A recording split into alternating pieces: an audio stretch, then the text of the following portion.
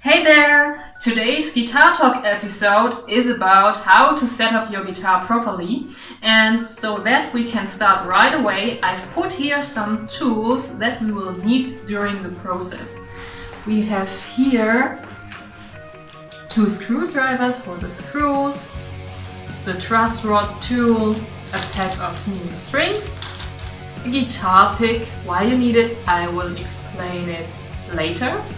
A clip tuner, a wire cutter, and a string crank, and also some tissue and fretboard oil. Now let's search for the victim. It's standing right there. It's a Gibson SG standard, and we will renew it with our tools. Let's see how it sounds like.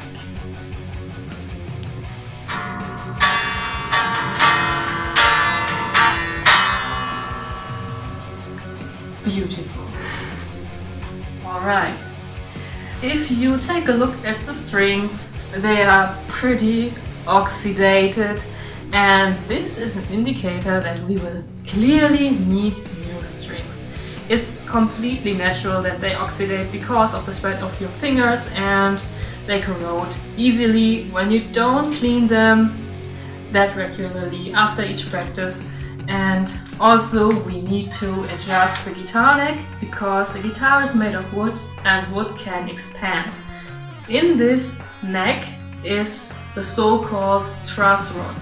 This is a screw that determines the shape of the neck, whether it's banded convex, concave or straight. So the first step we will take now is to cut the strings down off the guitar because we cannot use them anymore. Okay, now we need the wire cutter as the first step. We will remove the strings from the guitar. Strings removed. And with the Gibson SG, there's also the string holder here after the bridge. It's totally normal that it falls out because it's only held by the guitar strings when they are in tension. So we just put it away before we set up the new strings on the guitar.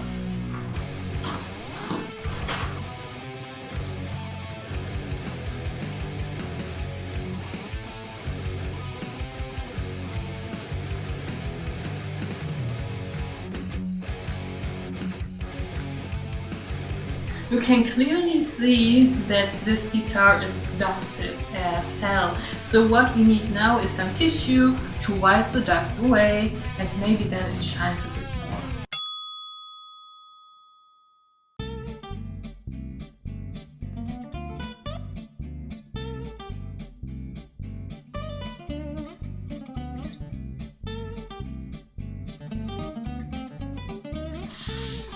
Know this guitar. I have recorded my very first bullet for my Valentine guitar covers with it, and I guess since then I haven't touched it anymore. And so did the owner of the guitar. This isn't mine.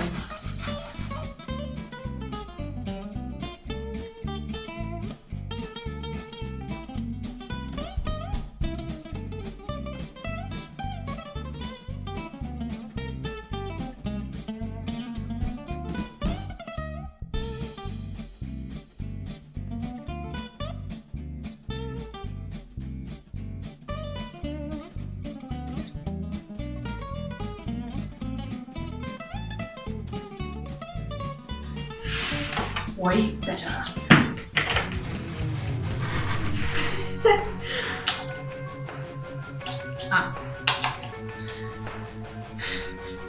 Alright. Now we take a look at the fretboard itself. It's a bit dry. You can see that this is natural rosewood, but it is way lighter than it would be when it's polished. So what we will do now is we will apply fretboard oil on the fretboard to give the fretboard some freshness and also it will feel a lot better when you play it then.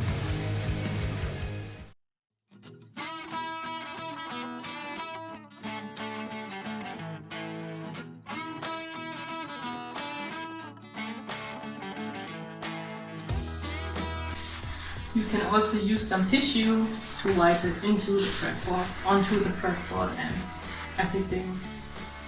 And you will see that the color will change because it's moistured more than before. And also it is very dirty from all the sweat.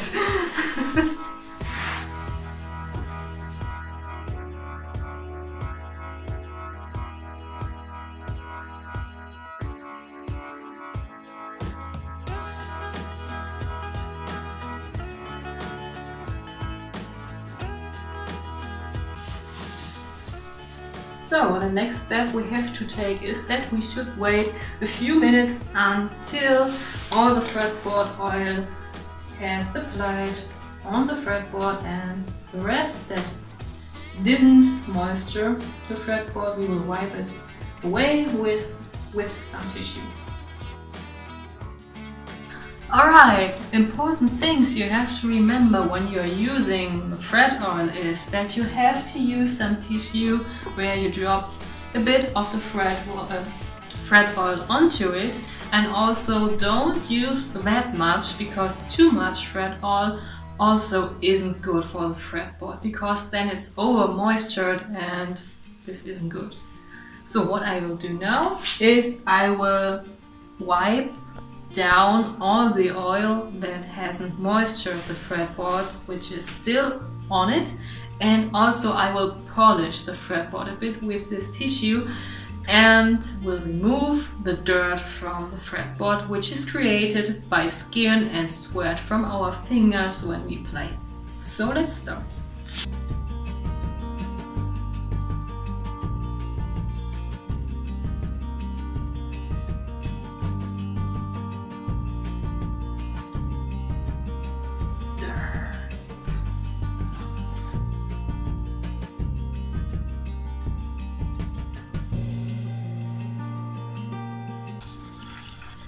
So from the 15th fret onwards, we have to polish it a bit more because there the frets will be a bit smaller and more dirt is cumulated there. So maybe you should wipe your guitar a bit more there too to remove all the dirt.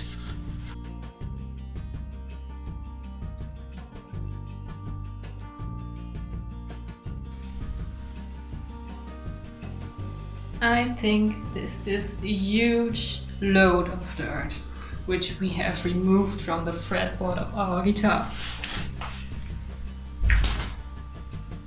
And it's shiny.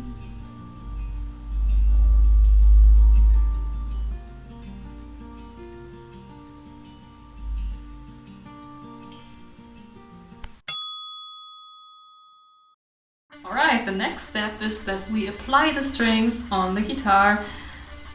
Actually, we have done this one with the first string previously, but the cam hasn't recorded, so we have to do it again. Unfortunately, the bag with all the shiny strings is already open. They are laying here, but now the cam is recording and we can move on. So, an important thing which is exclusive to the Dario strings is that they have the so-called color code. You can see here is schematic of the ball ends.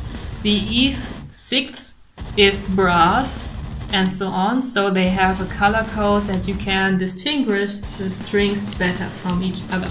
So we have here the brass string, which is the lower E string. We have the red string with the red ball end, this which is the A string, then the black one, the green one, wherever it is, here it is, the green one, the purple one, and last but not least the silver one, which is the higher E string. So I will explain how you have to cut the strings properly to wind them around the mechanics with the A string, because we've already done it with the E string in the previous recording.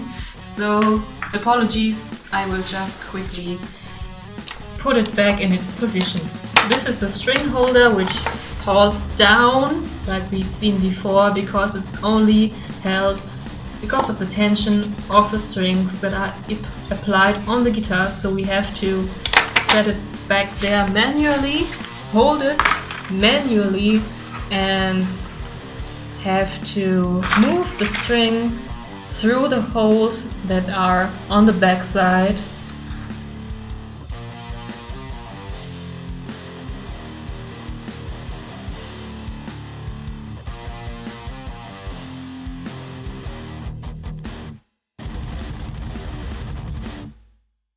Here is the bridge that is also just set on top of the mechanic. So we have to make sure that the bridge is set up like this, so that the screws here are on the top. And on this bridge there are the so-called bridge saddles that are mechanics with a gap, and guess what? The string has to be put there in the gap, and when you apply the strings on the guitar, you always have to make sure that the string gets into the gap, because when you apply the strings, it can happen that it moves in the gap here or here, so make sure that it's held there. So now we have to put the string through the hole of the head mechanic and leave a bit of space, because when we tune it, the string gets tension, and because of the tension it can move a bit, so we have to have some space here.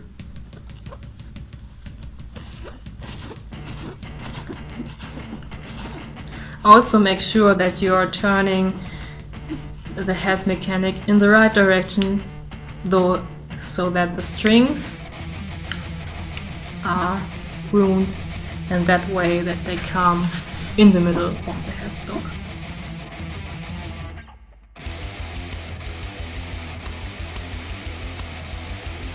The best is that you have the string wound 3 times around the head mechanic, because then you have the ideal tension and it won't move that much when you play.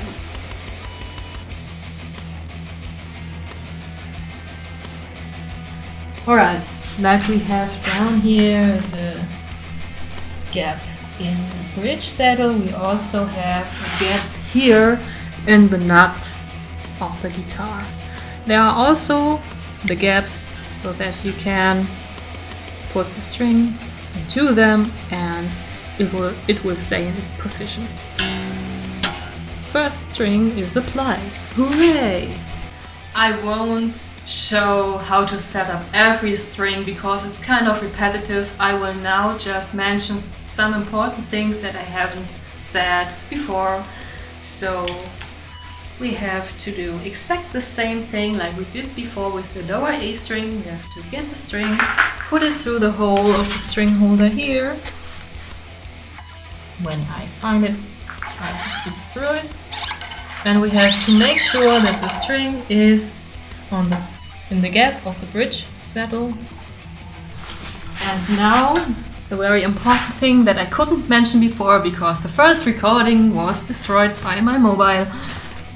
We also have to make sure that the string is cut off at the right place, because you cannot wind it like 10 times in a row around the head mechanic, because then the string will overlap each other, the wound circles, and so we say that we have to have a distance of 1.5 mechanics where we cut off the string. So 1.5 is like this space, we have to cut it here.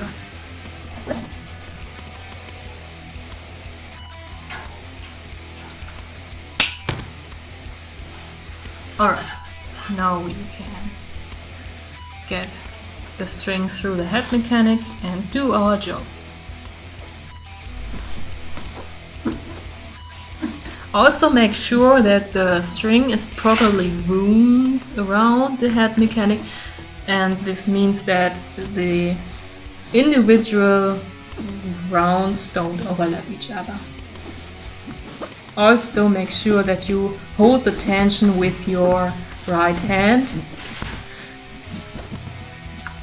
so that the string has a proper shape when we wind it around the head mechanic. So this can be kind of unnerving because you have to wind each single string like this onto the head mechanic. Here is a useful device which is called a string crank, which can be such a useful tool because you just put the head mechanic in here and you crank and you wind the string with this string crank around the head mechanic. And it gets a lot easier and it's way faster than before. So double check it's in the nut gap, it's in the bridge setter gap, and we are finished. Alright, now I will just mention two important things and then I will move on and apply all the other strings on the guitar. It's kind of repetitive. So first thing is, don't put too much tension on the string when you first apply it onto the guitar, because then it can break. So we tune it later on, just wind it around the head mechanics so that it has a bit of tension. And the second thing is that when you want to apply the plain strings, so the higher 6 strings on this side, we just have a distance of 2 mechanics when we wind it onto the head mechanic.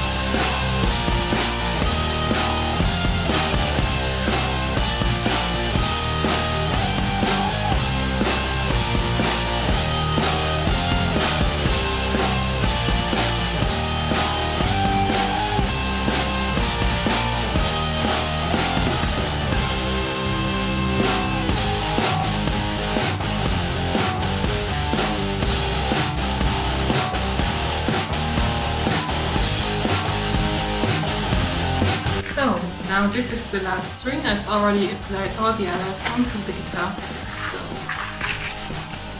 nearly finished. So, as this is a plain string, we have to cut it off after 2 mechanics, and this is the space right 1, 2 here.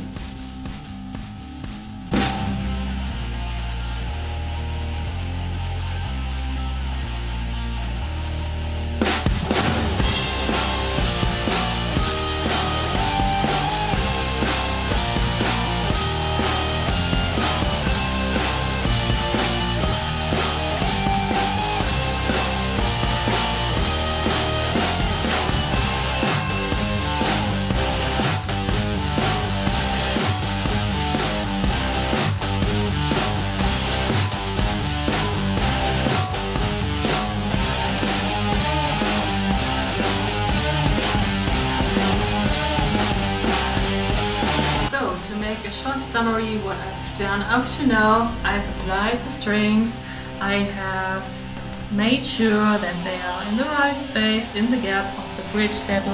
I have made sure that they are in the gap of the nut.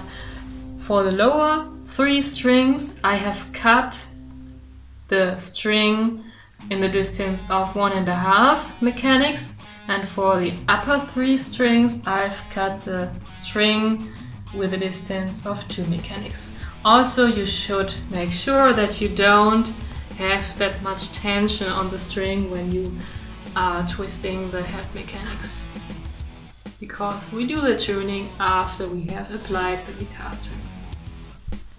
Hey there! I hope you've enjoyed the first episode of how to set up your guitar properly for beginners.